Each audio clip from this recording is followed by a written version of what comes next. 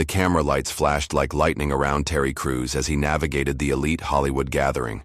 His broad shoulders and towering frame parted the crowd effortlessly, but there was a subtle tension in his smile that hadn't been there when he arrived.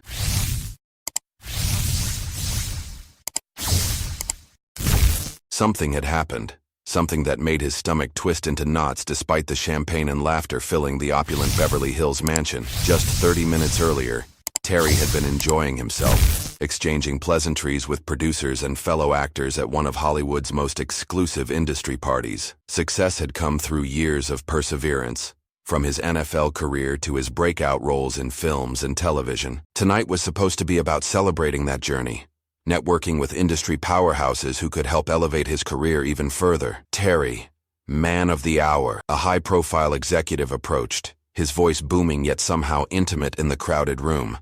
The man's reputation preceded him, a kingmaker in Hollywood circles with the power to greenlight projects and transform careers. Terry extended his hand for a professional greeting, but what happened next froze him to his core. The executive's hand moved past Terry's outstretched palm, reaching toward his crotch and squeezing firmly. The violation happened so quickly that for a split second, Terry thought he had imagined it.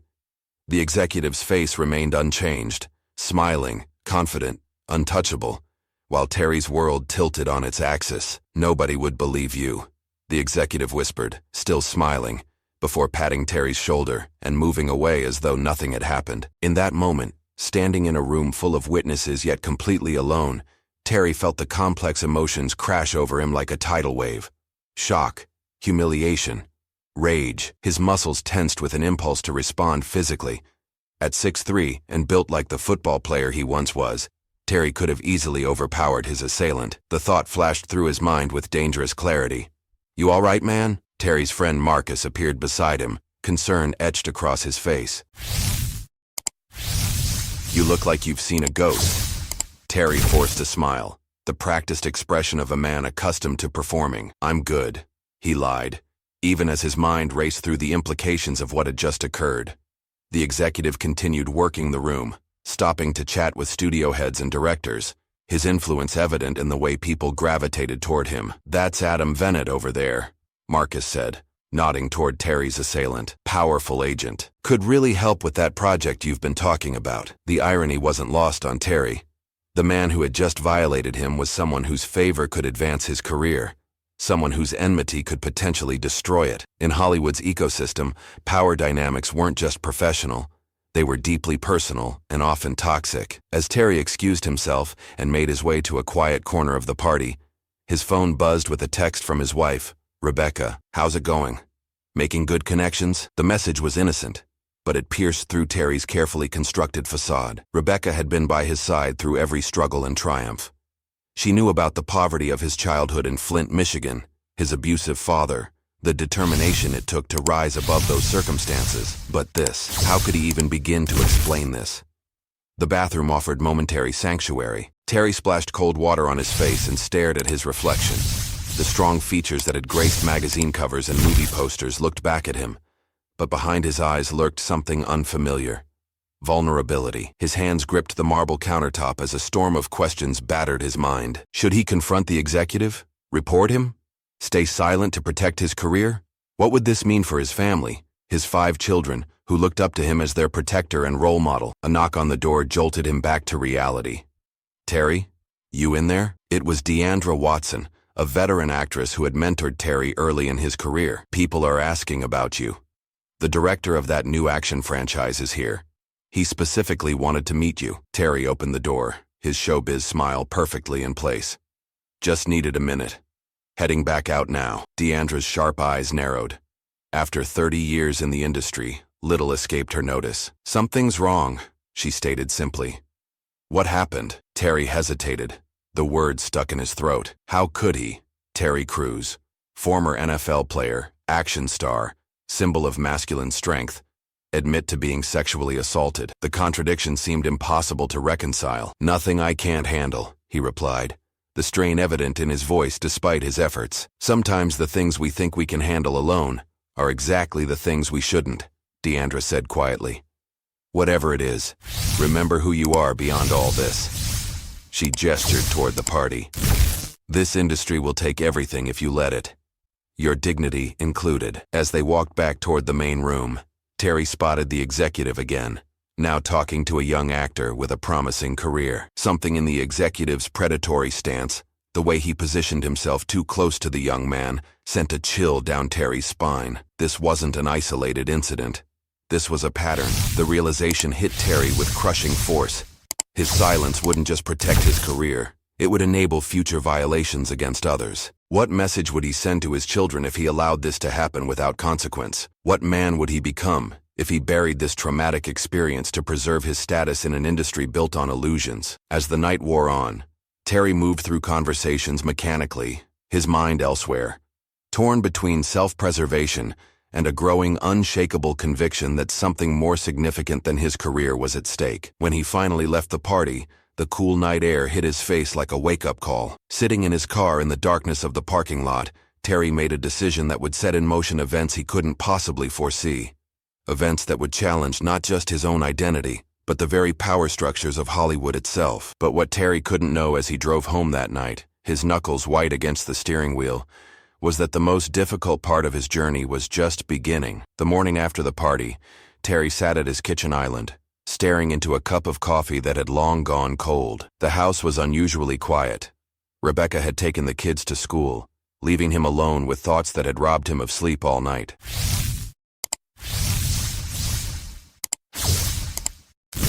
"You need to talk about it," Rebecca had whispered in the darkness of their bedroom hours earlier, sensing his restlessness. "Whatever happened at that party has you somewhere else entirely." Terry had evaded, claiming fatigue from networking. But Rebecca knew him too well, had known him since before fame, before Hollywood, back when they were struggling to make rent payments and dreaming of a better future. How could he tell her about his violation without it changing how she saw him, without it shaking the foundation of strength their family had been built upon? His phone lit up with a notification, a group text from his agent. "Great connections last night. Adam Bennett asked specifically about working with you. This could be big." Terry's stomach lurched. Of course, his assailant was now dangling career opportunities, a perfect way to normalize what had happened, to make Terry complicit in his own silence. The sickening realization that this was likely a practiced tactic made his skin crawl. 3 more messages pinged in rapid succession. Industry news, meeting requests, audition opportunities. Life expected him to continue as though nothing had happened, to laugh it off, man up, be grateful for the attention from someone powerful. The sound of the front door opening interrupted his thoughts. "Thought you'd still be here," Rebecca said, setting her keys down. "Kids are at school." She studied his face, her expression softening. "Talk to me, Terry. Please." 25 years of marriage had forged a connection between them that transcended words. In her presence, Terry's carefully constructed defenses began to crumble. "Something happened at the party," he started, his voice barely audible. The words felt foreign, dangerous. I was sexually assaulted." Rebecca's face registered shock, then fierce protectiveness. She moved to his side, her hand covering his. "Who?" she asked simply. "Adam Bennett, high-powered agent. Terry's voice faltered. "He groped me. Right there in front of everyone, and then implied that nobody would believe me if I said anything." The admission hung in the air between them. Terry braced himself for disbelief, for the questioning that victims so often faced. "Why didn't you stop it? Why didn't you do something?" But Rebecca's response cut through his fear. "I believe you," she said firmly. "And what happens next is your decision, but whatever you choose, I'm with you." Her words were a lifeline thrown to a drowning man. For the first time since the incident, Terry felt the vice grip of shame loosen slightly around his chest. Later that day, Terry found himself parked outside the gym, his sanctuary for decades.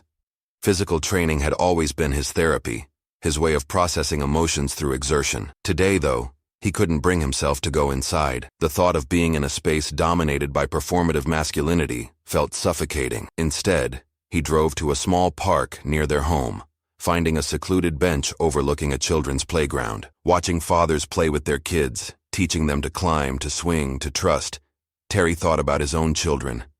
What lessons was he teaching them through his response to this trauma? His phone buzzed. A text from Deandra. "Checking on you. That look in your eyes last night worried me.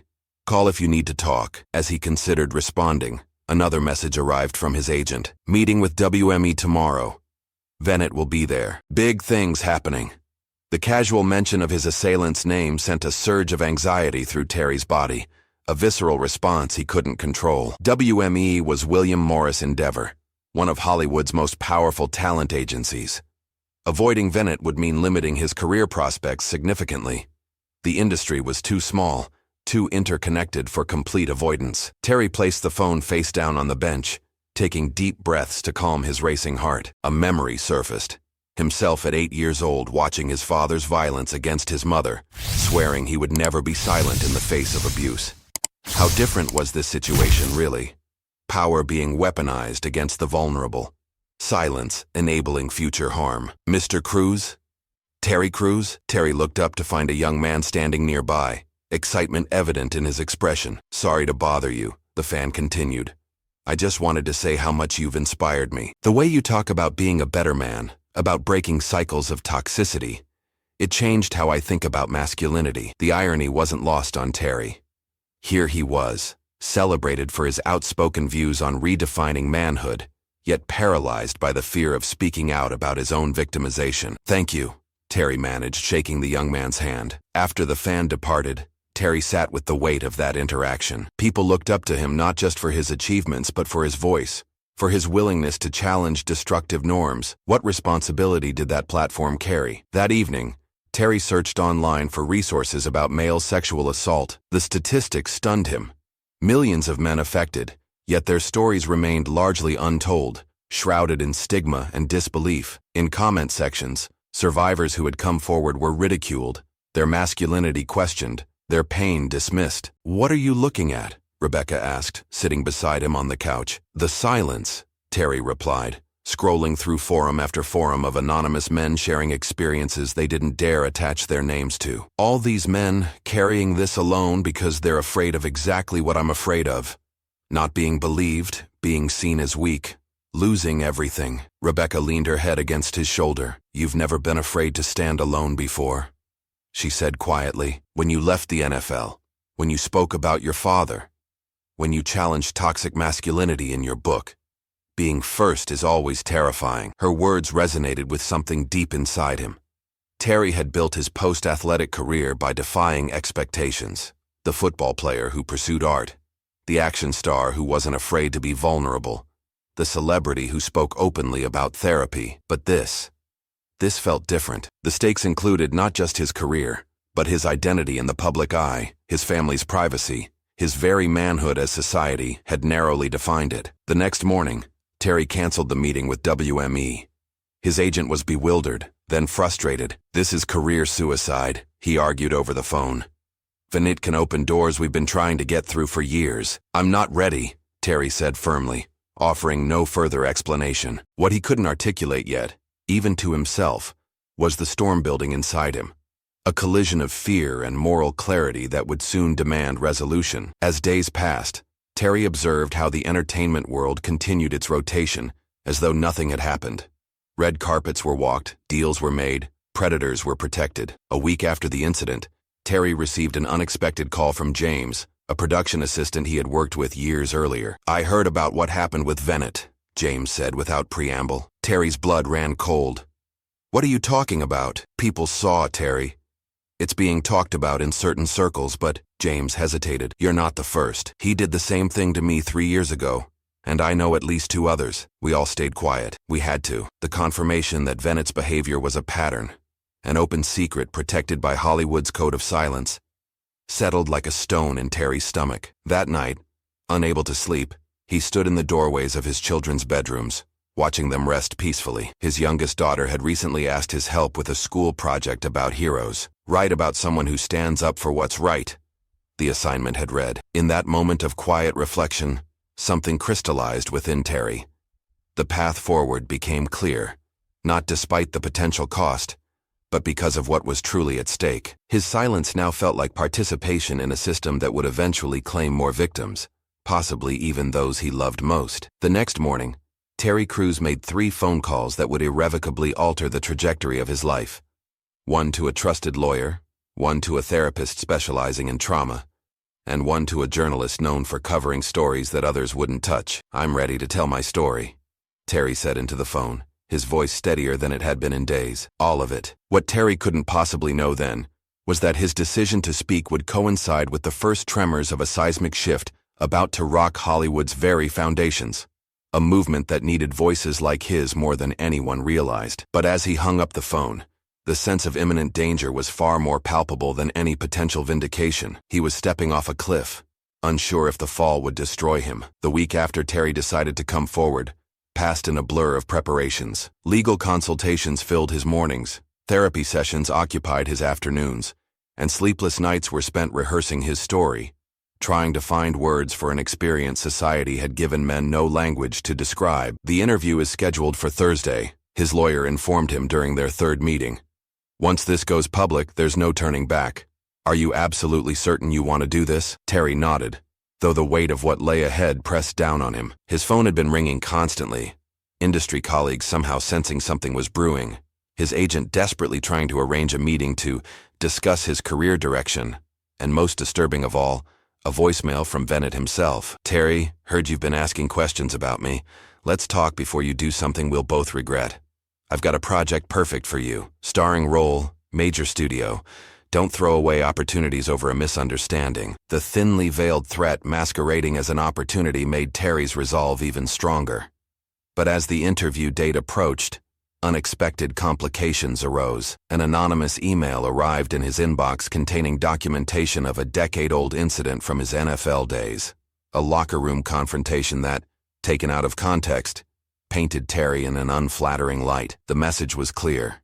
Speak out, and this would be just the beginning of the retribution. They're trying to intimidate you, Rebecca said, her voice tight with anger after Terry showed her the email. They're afraid of what you're about to do. Terry ran his hand over his face. What if there's worse? What if they go after you, the kids? Rebecca took his hands in hers. Do you remember what you told Azriel when those girls were bullying her at school? Being brave doesn't mean you're not scared. It means you do what's right even when you are scared. Her eyes held his steadily. Our children are watching you, Terry. They always have been. On the morning of the interview, Terry dressed carefully in a suit Rebecca had laid out for him, navy blue, his strength color as she called it. As he adjusted his tie, his oldest son Isaiah appeared in the doorway. Dad, he said, uncharacteristically serious for his 16 years. I overheard you and Mom talking last night about what that man did to you. Terry froze, unsure how to navigate this unexpected conversation with his son. How would Isaiah see him now? Would this change their relationship, the respect his son had always shown him? I just wanted to say, Isaiah continued, his voice breaking slightly, I'm proud of you, for standing up, for telling the truth. The simplicity of his son's acceptance cracked something open in Terry's chest. He pulled Isaiah into a tight hug, unable to speak past the lump in his throat. When Terry arrived at the studio for the interview, the journalist, a veteran reporter named Catherine Martinez, was waiting for him in a private room away from the cameras. Before we begin, she said, I want you to know that I understand the risk you're taking. In my 20 years covering Hollywood, I've heard countless stories like yours that never made it to air because people were too afraid of the consequences. Terry nodded, his mouth dry. What changed? Why is anyone willing to listen now? Because the dam is breaking, Catherine replied. Your story isn't happening in isolation. There's a movement building, people finding courage in each other's voices. But I need to warn you, being among the first men to speak out about this kind of assault, the backlash will be severe. I'm ready, Terry said, though his racing heart suggested otherwise. The interview lasted 3 hours. Terry recounted every detail of the assault, his initial paralysis, the aftermath of shame and confusion, the implicit and explicit threats to his career. As the cameras rolled, he felt a strange detachment, as though he were watching himself from a distance. This large man making himself small and vulnerable before millions of unseen viewers. When it was over, Catherine squeezed his arm. That was one of the bravest things I've ever witnessed, she said quietly. The piece airs tomorrow morning. That night was the longest of Terry's life. He and Rebecca sat in their backyard long after the children had gone to bed, the Los Angeles lights twinkling below them, both aware that by morning, nothing would be the same. Whatever happens, Rebecca whispered, remember why you're doing this. The interview aired at 7:15 a.m. Pacific time. By 7:20, Terry's phone began exploding with notifications, By 7:30, his publicist called in a panic. "It's everywhere," she said breathlessly. "Every network, every website, social media is on fire. You need to prepare yourself. The reaction is... It's intense." Terry and Rebecca sat together on the edge of their bed, scrolling through responses on their phones. What they found stunned them both. For every message questioning Terry's manhood or motives, there were dozens expressing support, gratitude, and most surprisingly, identification. "I never told anyone, but the same thing happened to me. Watching Terry Crews speak his truth just gave me the courage to finally tell my wife what happened to me 10 years ago. If someone like Terry can be victimized and still find the strength to speak out, maybe I can too." Men from all walks of life, athletes, executives, factory workers, soldiers, were breaking their silence, many for the first time. Terry's story had touched a nerve that extended far beyond Hollywood. But alongside this wave of solidarity came the expected backlash. Certain media figures questioned how a man of Terry's physical stature could claim victimhood. Industry insiders suggested this was a publicity stunt or contract negotiation tactic. Former colleagues distanced themselves, afraid of being caught in the crossfire. Most painful was the call from his longtime agent. "I can't represent you anymore, Terry," he said bluntly.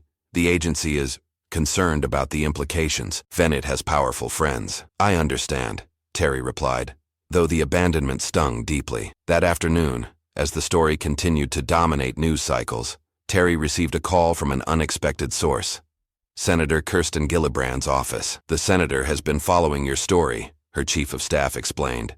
"She's leading hearings on sexual harassment and assault next month, and would like you to testify before Congress about your experience." The request left Terry speechless. What had begun as a personal act of reclamation was expanding into something with potentially far-reaching legal and cultural implications. As Terry considered the invitation, a text message arrived from Deandra. "Check your email, now." In his inbox, Terry found a message containing a video file. The message was brief. "This was sent to me by a PA who was at the party. He's been afraid to come forward, but after seeing your interview, he decided you should have this." With trembling fingers, Terry opened the file. The grainy footage, clearly taken on a smartphone, showed the exact moment of his assault. Bennett approaching him, the unwanted touch, Terry's shocked expression, the executive's smug smile as he walked away. Irrefutable evidence that everything Terry had claimed was true. "Oh my God," Rebecca whispered, watching over his shoulder. "This changes everything." The video's existence transformed the narrative overnight. News organizations that had been hesitant to take a definitive stance now reported the story with renewed vigor.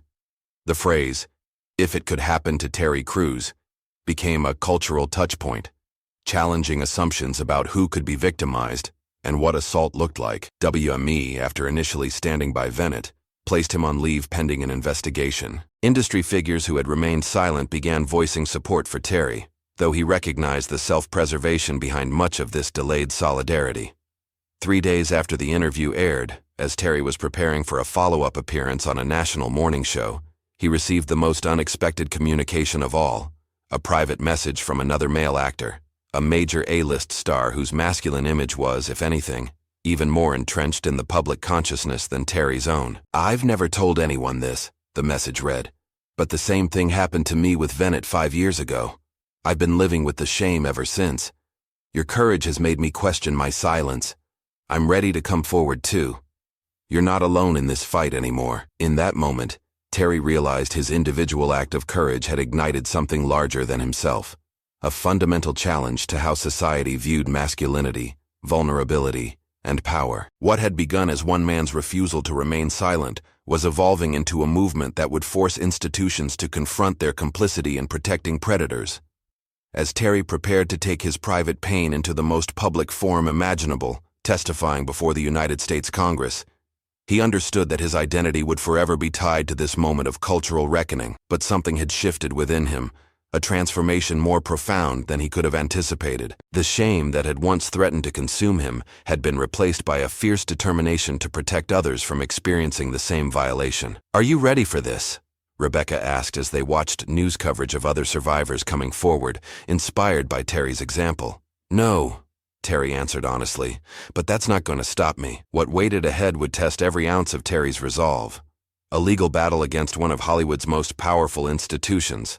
public scrutiny of the most intimate details of his trauma, and a confrontation with the cultural forces that had kept victims silent for generations.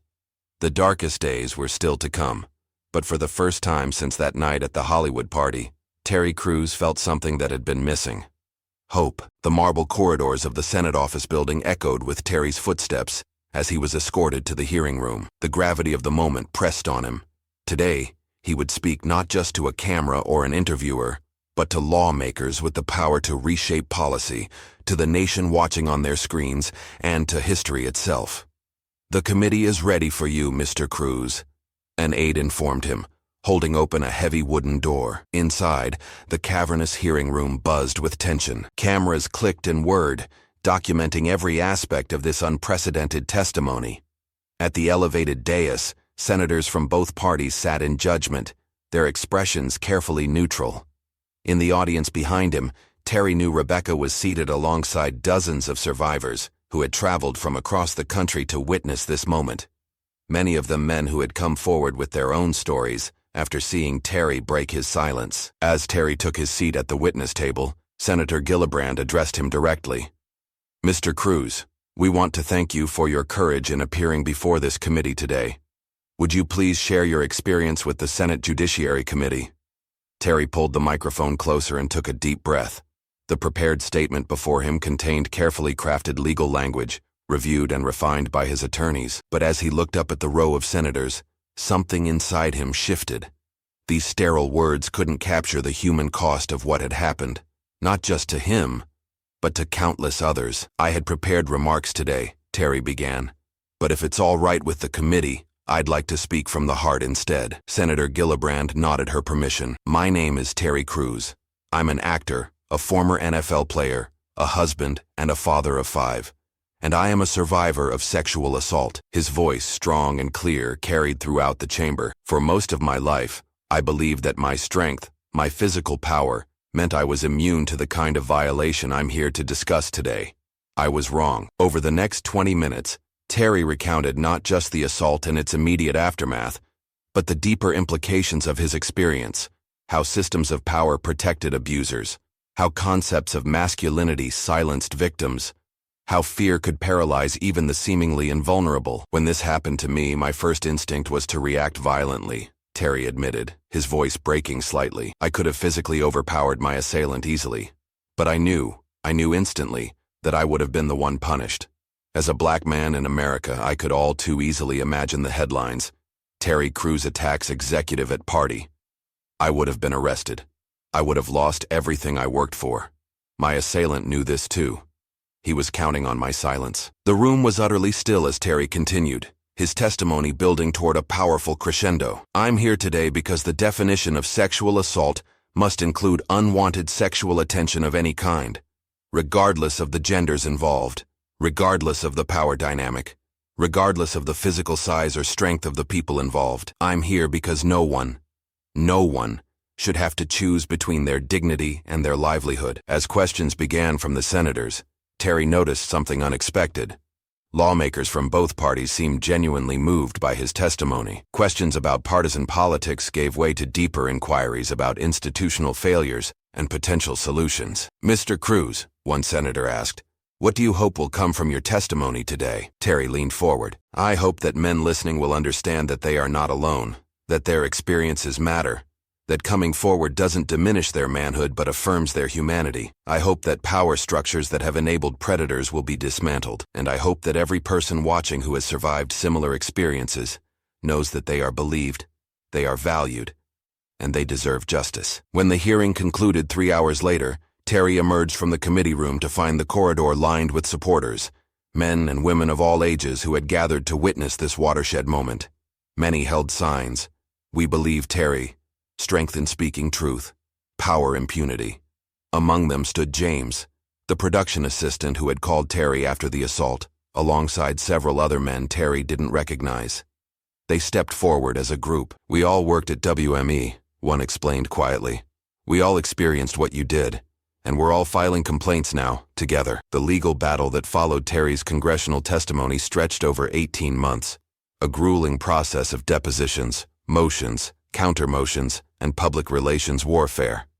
WME initially fought aggressively against the allegations, but as more victims came forward and public sentiment shifted decisively in Terry's favor, their strategy changed. 9 months after Terry's testimony, Adam Bennett resigned from WME. The agency, recognizing the irreparable damage to their reputation, approached Terry's legal team about a settlement. They're offering substantial compensation, his lawyer explained during a conference call, and they're willing to implement comprehensive policy changes, mandatory reporting procedures, an independent review board for harassment claims, removal of forced arbitration clauses for sexual misconduct cases. Is it enough? Terry asked, thinking not of himself but of the young men and women just entering the industry who deserved better protection than he had received. It's unprecedented, his lawyer replied. No talent agency has ever agreed to these kinds of structural reforms. This will set a new standard for the entire industry. 2 weeks later, Terry sat in a boardroom facing WME's executive team, most of whom couldn't meet his eyes. As the settlement was signed, Terry felt no triumph, only a somber recognition of how much had been sacrificed to reach this point. The settlement's financial terms allowed Terry to establish the Cruz Foundation, dedicated to supporting survivors of sexual assault, particularly those from marginalized communities and those whose gender identity complicated their access to justice and support. The foundation's first initiative focused on male survivors, providing resources that had been virtually non-existent when Terry began his own healing journey. 1 year to the day after his congressional testimony, Terry stood on stage at a university auditorium, facing a packed house of students, faculty, and community members. His Redefining Strength speaking tour had brought him to campuses across the country, creating spaces where conversations about consent, power, and authentic masculinity could flourish. The strongest thing I ever did, Terry told the rapt audience, was admit that I had been wounded. The most powerful I've ever felt was the day I stopped carrying shame that wasn't mine to bear. After the formal presentation, a young man approached Terry during the book signing. He couldn't have been more than 20, and his hands trembled slightly as he placed Terry's memoir on the table. I need to tell you something, the young man said quietly. I was assaulted at a party last semester. I never told anyone. I thought it meant I was weak, but after hearing you speak tonight, I'm going to report it tomorrow. I'm going to get help. Terry reached across the table and grasped the young man's shoulder. That's not weakness, he said firmly. That's the definition of courage. Later that night, as Terry FaceTimed with Rebecca from his hotel room, he shared the encounter. It's happening everywhere we go, he said, emotion evident in his voice. People finding their voices. People starting their healing journeys. Rebecca smiled through the screen. Remember how terrified we were the night before your interview aired? We thought it would destroy everything we'd built. Instead, it built something new. Terry reflected. Something stronger. The journey had transformed not just Terry's career, though that had certainly evolved, with directors now seeking him for roles with greater emotional complexity, but his understanding of his purpose. The muscled physique that had once defined him to the public now took a back seat to his moral courage, his vulnerability, his willingness to challenge entrenched systems regardless of personal cost. 2 years after the assault at the Hollywood party, Terry returned to Los Angeles to accept a special recognition award from the Sexual Assault Survivors' Rights Organization.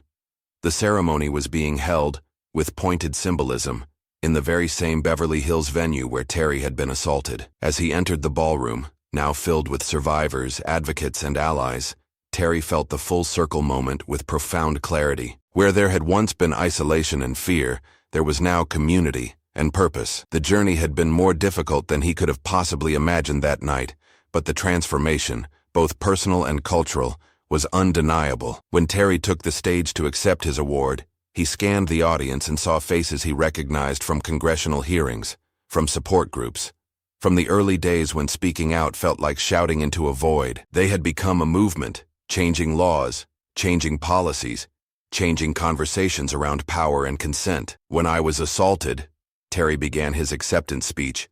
The perpetrator whispered to me, "No one will ever believe you." He was counting on my silence, on my shame, on my fear. Terry paused, emotion threatening to overcome him before he continued. He was wrong. The applause that filled the room wasn't just for Terry, but for every person who had found the courage to speak their truth in a world that often preferred comfortable lies. For every survivor who had discovered that healing was possible.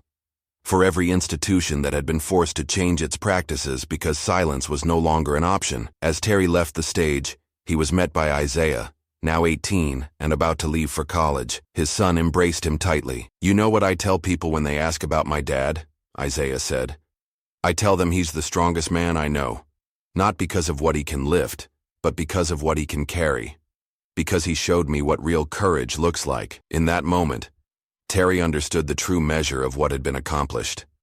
The ripples from his decision to speak out would continue long after the headlines faded, touching lives he would never meet, creating possibilities for healing he could never quantify. The true victory wasn't in courtrooms or settlements or policy changes, though those mattered enormously, but in the reclamation of dignity, in the refusal to be silenced, in the creation of a world where vulnerability was recognized not as weakness, but as the foundation of authentic strength. Terry Crews had been groped at a Hollywood party, a momentary violation that could have remained a private humiliation. Instead, it became the catalyst for a transformation that redefined not just one man's life, but our collective understanding of power, accountability, and courage. In choosing to speak when silence would have been easier, Terry had changed everything. For himself, for countless other survivors, and for a culture finally ready to confront its most uncomfortable truths.